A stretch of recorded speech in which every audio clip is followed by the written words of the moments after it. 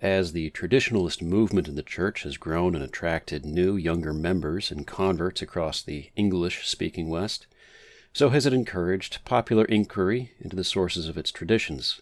These sources include the scholastic achievements of its medieval doctors, every bit as much as the foundational polemics of the early fathers, to say nothing of the study of the Bible itself. As such, secondary sources and introductory texts on the subject are welcome additions to any modest personal library, and Thomas Ward supplies one here with the subject of recently growing interest, the thought of Blessed John Duns Scotus, one of the theological pillars of the Franciscan theological tradition, alongside St. Bonaventure and, of course, St. Francis himself. Ward's brief approach is as illuminating as it is accessible, and, fortunately, short. As such, ordered by love, an introduction to John Duns Scotus is somewhat unlike much other scholarship available at the level of entry. His approach is simple, and he speaks for the most part in very plain English, and interspersed with his descriptions of the Scots thought are relatable analogies written in a conversational tone. Blessed John Duns Scotus wrote no Summa Theologiae, and although a couple of attempts were made over the centuries to summarize his thought into such a format, none of them caught on. Instead, the philosophical theology of Blessed John was to be assembled from his writings across several main works, his commentaries on Peter Lombard's sentences, and compiled notes from lectures that he gave at the University of Paris. Fortunately, such work has already been done many times by qualified scholars, mostly Franciscans. Ward begins with outlining an appropriate context for Scotus, summarizing what little we know about his life and placing his thought into context amid the chaotic, intermendicant squabbles over the centuries, before moving on to explain Scotus's system itself. With this, he proceeds, much like Scotus himself did, with the first thing, God. Each chapter works its way a bit further backwards, as it were, until by the end we eventually reach Christ and Our Lady, having passed through the creation, man, and by implication, history itself. In modern thought, one is impelled to begin with what can be known and then reason outwards, as it were, from himself. Scholasticism, although common approaches ranging from St. Albert Magnus to Peter Lombard to St. Thomas Aquinas to the subtle doctor here, all begin with the first principle, but they do so in similar fashion. Contrary to modern thought, God's reality is easier to argue and be sure of than one's own, and for good reason. God is, in fact, more real than we are, though this is not intended to introduce a dichotomy in which we are somehow unreal the way dreams are. As such, Ward, following Scotus in the scholastic tradition, begins with God. Like all medieval scholars, knowledge of God's existence could be satisfied purely by reason alone, but knowledge of God, most worth having, Scotus affirmed, is knowledge only God can give us. God's existence can be known by man alone, fallen as he is, but man can only have expressed to him God's intentions by God himself. This can be understood as recognizing the necessity of revealed truths, sacred scripture, in any efforts intended to reveal something of theological value. That God can be known to exist without scripture is true, but that he can be known, either empirically or personally, without the use of scripture, is not. This leads Ward to show how such knowledge of God can be expressed between man and discussed. Scotus's often misunderstood and therefore controversial idea of the univocity of being. Scotus's actual view is that the concept of the term being is used the same way for both God and creatures, he writes, rather than, as others have misconstrued, that God and creatures are beings in the same way. The notion that univocity numbers God as another among all beings is, of course, ludicrous, which is why univocity has been such a contentious point among critics of the Scot for centuries. Although Ward does not go into great depth explaining the differences, he points readers to modern scholarship by Richard Cross and Thomas Williams for more. Being, Scotus argues, can be isolated in our thinking as a concept, with no determining features added to it, and as such, this becomes the fundamental intelligible link between God and creatures. In this way, Ward describes how Scotus orients his definition of being's univocity.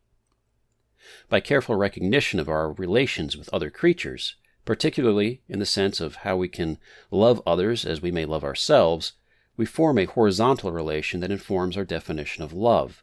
This definition is exactly how we can recognize that a vertical relation of all creatures to God also exists, and these various horizontal relations then inform our understanding of that vertical one. God's love is the archetype of all creaturely perfections, Ward writes.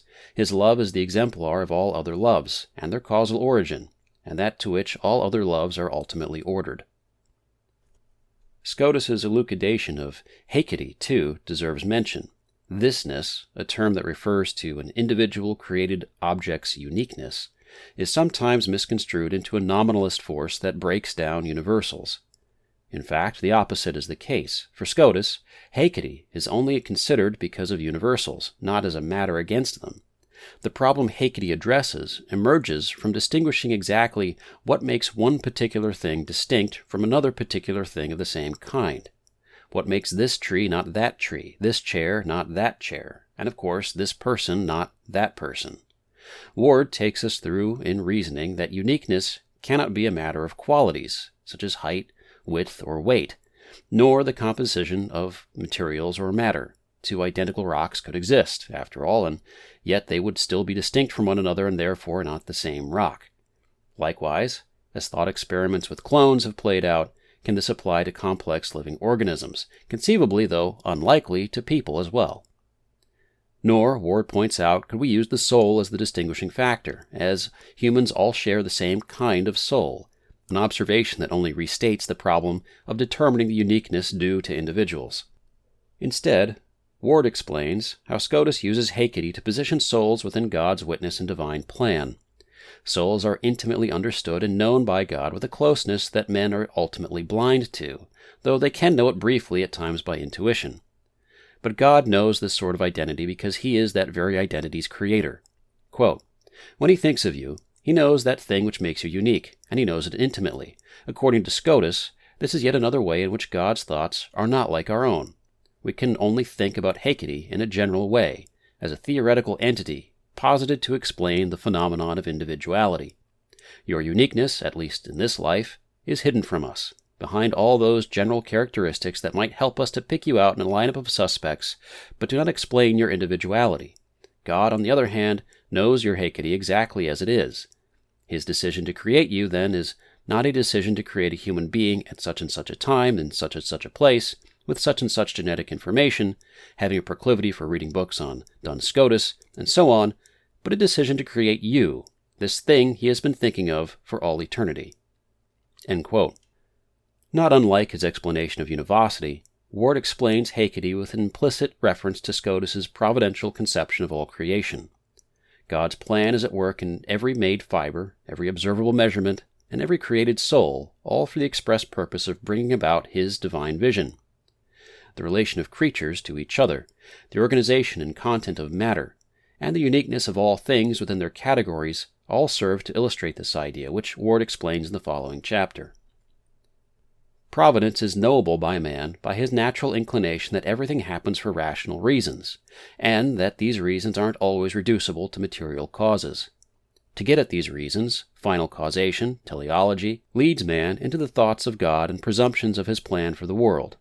However, just as the cosmos, though fallen, remains ordered and comprehensible, it is clear, too, that things aren't always what we think they are, and in fact are ordered such that their ends do not obviously follow from their means.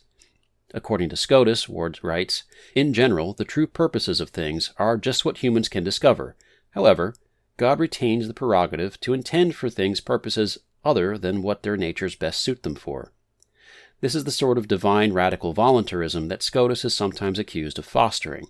In context, however, again, nuance prevails for those willing to attend to it. Scotus does not suggest that, because some exceptions to the self-evident order exist, the universe and God's will are totally arbitrary and unknowable. Rather, he recognizes that God holds domain over created things, all created things, and is both perfectly able and within his rights to use things in ways that are not obviously connected to their apparent natures. When considered by itself, removed from Scotus's beliefs about what and more importantly who God is, this belief could seem like a black hole that threatens to undermine the realism that he's painstakingly assembled. But this voluntarism isn't considered in a vacuum. God is not arbitrary, and his designs for the world are all shaped toward noble ends that he has revealed to us. It is in the final chapter that Ward arrives at these ends, and in fact, on what is perhaps the most intriguing element of the subtle doctor's theological vision, the doctrine of Christ's absolute primacy, or, in other words, that God's main reason for the incarnation was to be united with the human nature of Jesus Christ. This goes against what is more or less the conventional view of the incarnation, that somehow the incarnation was predicated on the fall of man, which introduces a difficult and seemingly unresolvable paradox at the very heart of Christian belief. Theologians who subscribe to such a view often seem to throw their hands up at the paradox and resign themselves to the assumption that God brings good things out of bad, a true statement that is difficult to stretch out even to the incarnation.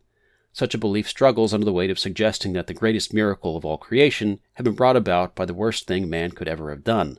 Even in a poetic or an ironic sense, this seems like a misplaced belief. It is as if to say, had man not sinned, God would never have become man, and when phrased in such a way, it almost comes across as a non sequitur.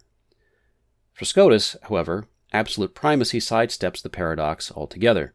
By placing the incarnation at the center of God's intentions for creation, he illuminates God's designs as they relate to man, matter, history, and all things.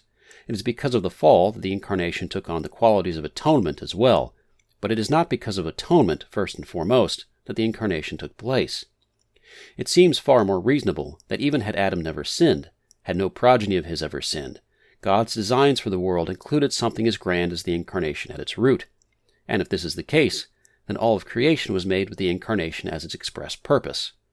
Again, one can see that by starting with God, Scotus, in a sense, works backwards in order to find the proper placement of man within the scope of all things, not unlike the Mass, in which the celebrant hopefully performs the ritual with the selfless adoration and love for God, for the greater glorification of Him as He transubstantiates for our sake. All of creation, too, was made with the intention of a greater glorification of God by the means of the incarnation. Man was made so God could be clothed in His nature. God loves Himself most of all, and even loves all other things for His own sake.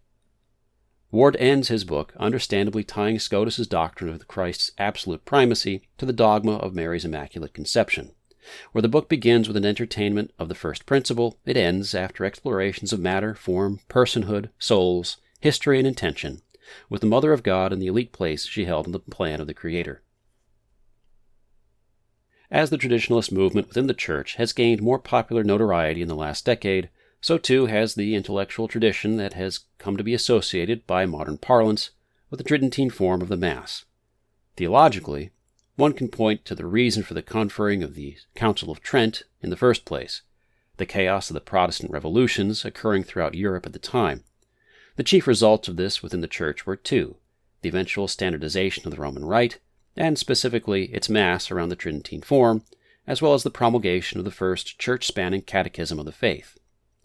Trent's trajectory guaranteed the position that St. Thomas's works would hold within the Church's teaching magisterium. Intermendicant feuds lasted throughout the medieval and Renaissance periods, all the way up until the realities of secular modernism made it impractical to keep them up outside of extremely niche publications. Thomism, however, somewhat at the expense of some Franciscan scholarship, seemed to win out when, at the behest of Pope Leo XIII, St. Thomas and his Summa were reaffirmed as the gold standard of Catholic philosophical tradition. This was not done as a slight against the Franciscan theological tradition, but as a bulwark against secular modernist thought. To Pope Leo XIII's credit, his emphasis on St. Thomas was intended as an exhortation to Catholic educators. The Summa should be the starting point in inculcating a Catholic, scholastic, and faithful mindset as a framework for critical thinking. It was intended, after all, to be something of an introductory manual to philosophical, scholastic theology. Rather than the final word on the subject, the Summa is somewhat better understood as a beginner's handbook. Indeed, the medieval scholar Catigen believed as such when he substituted the commentary requirements for his theological students from Peter Lombard's sentences to St. Thomas's Summa, and this sparked a change across the universities of Europe to do the same. There is much that can and has been said about the Neo-Thomists of a century ago, as well as the rise of Nouvelle Theologie. More relevantly, however, the reintroduction of the Tridentine Mass in 2006 coincided with the appropriate high watermark of New Atheism, the ostensibly countercultural reaction to Bush-era evangelical zeal. The spread of the Internet facilitated the development of a tiresome clique of atheists, and this had prompted the acceleration of both apologetics and polemical works against them. For Catholics, this meant turning, understandably, to St. Thomas. As a result, the Summa Theologiae has come to be something of a one-stop shop for those engaged in informal discourse and casual apologetics. Some will have read it themselves, and some will have read instead a few of the more popular scholars on the subject. Few, however, will have ventured into the territory of the scholastics beyond the angelic doctor.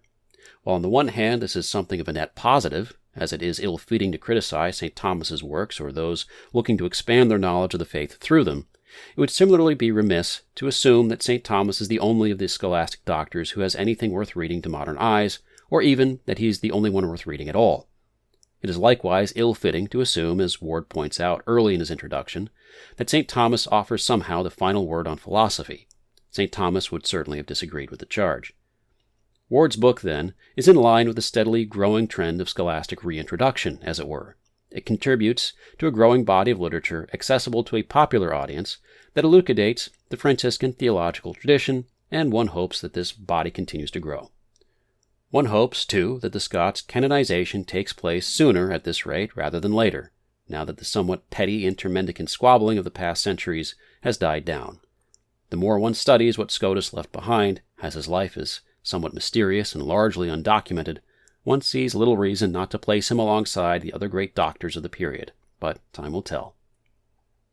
In terms of a broad primer on the subtle doctor's thought, Ward's book couldn't be more appropriate. It's short, coming in at just under 160 pages, and it lends a chapter apiece to each of the main points of importance in the Scots Ovure. His appendix features further reading recommended by relevant chapter. As secondary works of the subtle doctor go, there are many resources available. Few, however, do a succinct and accessible a job in introducing the Blessed John to an audience wholly unfamiliar with his work.